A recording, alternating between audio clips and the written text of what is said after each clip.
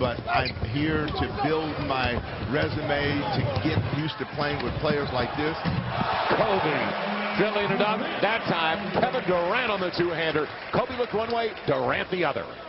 Durant tried to spin over, and what about the baby? Oh.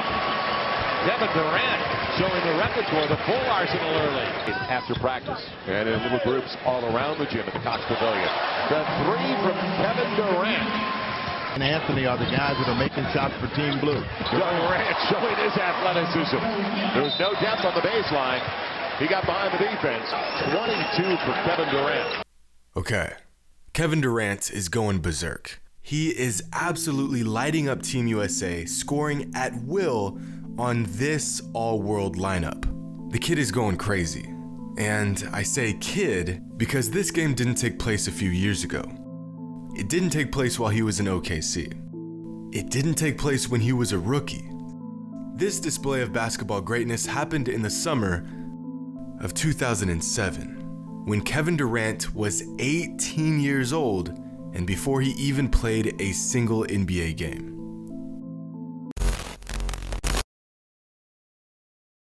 In 2007, the NBA looked a bit different than it does today. Dirk Nowitzki was the league's most valuable player. The Phoenix Suns had the NBA's most lethal offense. The average NBA team made only 6 3-pointers a game, and the Atlanta Hawks were at the bottom of the NBA. Well, that hasn't changed. But while the NBA season was well underway, a slim, lanky forward out of the University of Texas was setting college basketball on fire. This was long before the age of tall, shifty perimeter players. In 2007, the list of tall dudes who could hit a consistent outside shot and handle the rock was very short. In fact, the list was so short that the idea of getting your hands on such a player was a long shot.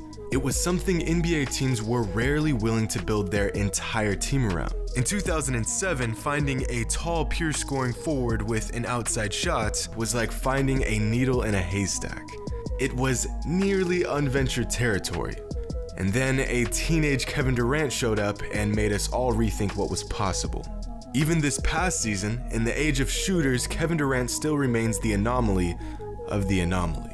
While playing in his first and only season in college, KD had a skill set that had NBA teams scrambling to not only acquire him in the draft, he had the entire league reevaluating what they were looking for in a player.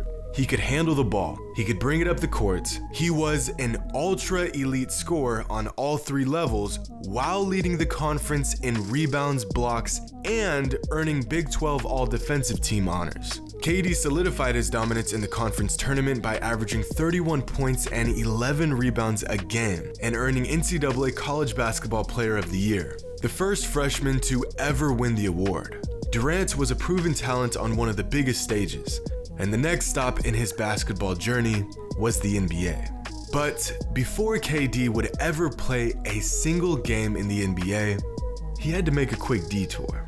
A since forgotten game against Team USA basketball and the best basketball players on the planet.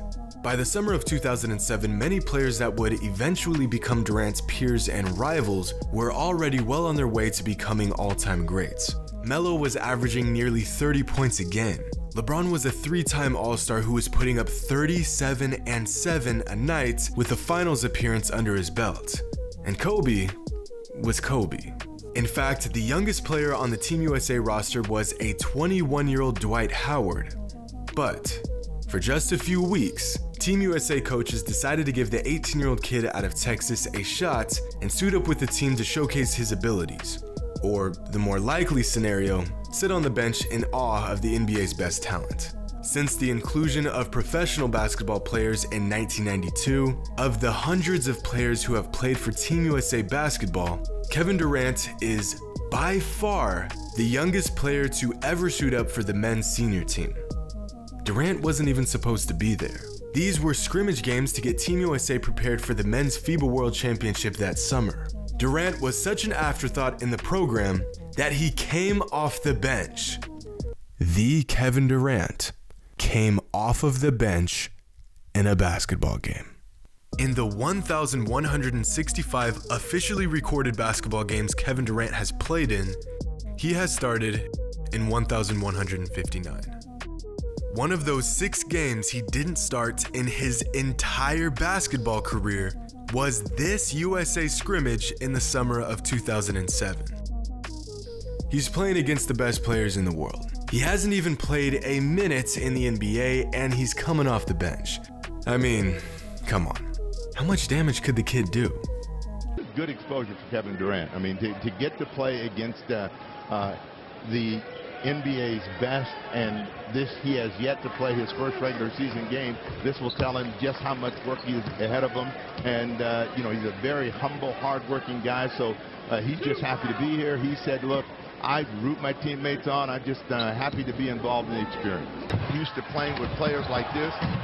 Kobe filling it up. That time, Kevin Durant on the 2. Aaron Williams leaves it off, and Kevin Durant. No, you don't see it at all, but he's probably the most effective player in the end. Might be their main distributor. Huh? What a foul! Durant. Kevin Durant, the quick release. Sonic Van. Durant tried to spin over, and what about the baby? There's Kevin Durant, and it's blocked away by Battier. Stays with him. And moments, attack them, get up the floor quickly, try to make some plays, steal Durant. And in little groups all around the gym at the Cox Pavilion. Guys that are making shots for Team Blue. Durant showing his athleticism. 5-point affair, 22 for Kevin Durant. I stand corrected. In a game where Kevin Durant was just happy to suit up, he ends up stealing the show as an overwhelming offensive weapon, scoring 24 points in just 25 minutes, with 18 of those points coming in the second half alone, all while being guarded by LeBron, Tayshaun Prince, and Shane Battier, 3 players who would make NBA All-Defensive teams the next season. Now, this was no ordinary exhibition game. Although the outcome technically didn't matter, the intensity was as high as ever. Kobe said, "It's extremely competitive. Everybody's still having a good time and enjoying themselves, but really going at each other, and I think that's what's really going to make us better and help elevate our level." LeBron commented on the elevated competition by saying, "Everybody came to compete. There was a lot of competition out there. It was probably better than an all-star game." And Jason Kidd summed up the game with one simple sentence: "I didn't come here to lose." This was an all-out battle, and Durant came locked and loaded. If anyone wasn't sold on Durant after his historic season at Texas, they were all in after this game. And it wasn't just how much he was putting the ball in the hoop, it was the way he did it, scoring from the low post, jump hooks, mid-range, and 3-pointers. All of this while sharing the ball with the league's 2 best scorers in Carmelo Anthony and Kobe Bryant. Durant had limited opportunities to make an impact in the game, so he spent his introduction to the NBA's best players by giving them buckets for 25 minutes. But this version of Durant is very different than the one we see today. His handle wasn't as tight, he wasn't as confident in his bag. Instead of breaking defenders down off the dribble like we see him often do today, he was much more of a catch-and-shoot threat. He was a nervous 18-year-old playing with the players he looked up to.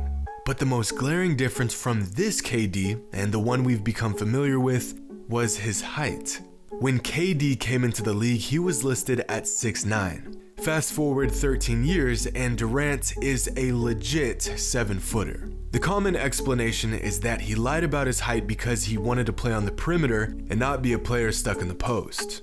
But when you watch clips from this game, Durant is noticeably shorter than he is today. Here's Kevin Durant right next to LeBron. KD almost looks shorter than him. Here's Durant next to 6'8" Shane Battier. Kevin Durant looks like an average-sized player in 2007. Here's an article saying that KD was 6'7" in his senior season in high school.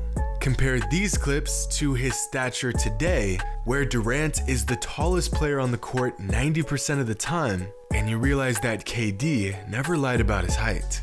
In fact, he might not have even been 6'9" when he was drafted. He's just a freak of nature and grew 3 inches since he's been in the league. So, what do you get when you add 3 inches on a super long, sharp-shooting, all-around great 18-year-old? Well, you get one of the greatest players of all time. For the average NBA player, it takes a few seasons to really make a difference in the league. For good players, it may just be a single season. And for great players, it may only take a few months. For Kevin Durant, It didn't even take a single game. Hope you all enjoyed, and as always, until next time.